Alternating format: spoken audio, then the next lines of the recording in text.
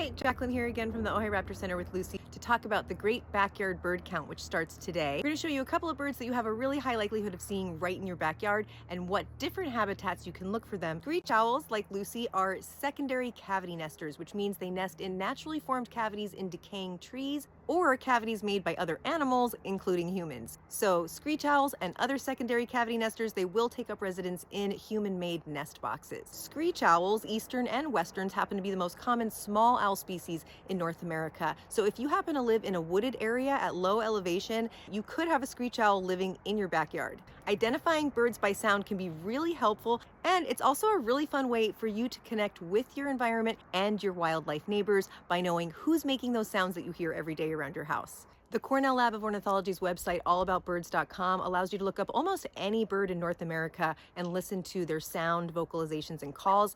And their Merlin ID app, which you can record all of your sightings for the Great Backyard Bird Count, can actually identify birds by their calls and songs, which is really exciting.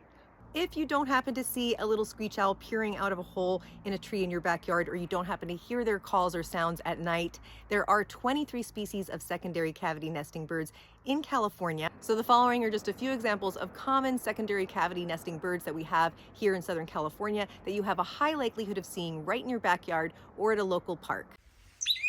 The oak titmouse is one of the most common bird species in the oak woodlands of California. So if you have oak trees in your backyard, there's a good chance you will see or hear these tiny gray birds with little mohawks known as crests. Sound is helpful in identifying them as they are extremely vocal, and this is what they sound like, the sounds behind me playing, as they make short little flights around trees as they forage for food at extremely high frequency. They make about 40 food catching attempts every 15 minutes, and like other secondary cavity nesters, they will nest in nest boxes, and they will also visit backyard bird feeders.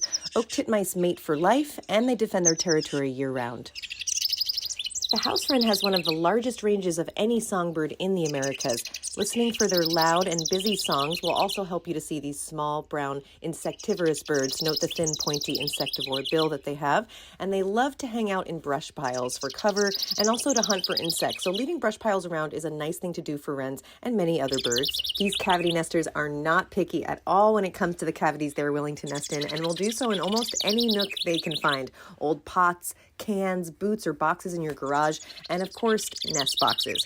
House wrens are actually known to be aggressively competitive for nesting cavities that can be in high demand. So putting up nest boxes is a really great way to help out your local cavity nesting birds. You can visit nestwatch.org to find out what species are in your area, the ideal box for each species, with tips for success for creating and maintaining the perfect home. This is a really great resource if you're interested in creating backyard habitat and putting up nest boxes the right way for the right species. You might be wondering why we refer to all of these species as secondary cavity nesters. Who might be the primary cavity nesters? Woodpeckers are the ones excavating these cavities in trees. Unless they form naturally on their own, usually that's going to happen in dead or decaying trees, which is why we suggest that people reconsider cutting down dead trees on their property unless they are actually posing a threat, because they are providing habitat for all of these other secondary cavity nesters. These are the most common woodpecker species that you will see in Southern California. If you have them on your property, I'm sure you already know that they're there because they're very noisy. We're going to share a few more videos showing you where to look in your backyard for what kinds of birds and how to identify them for the Great Backyard Bird Count.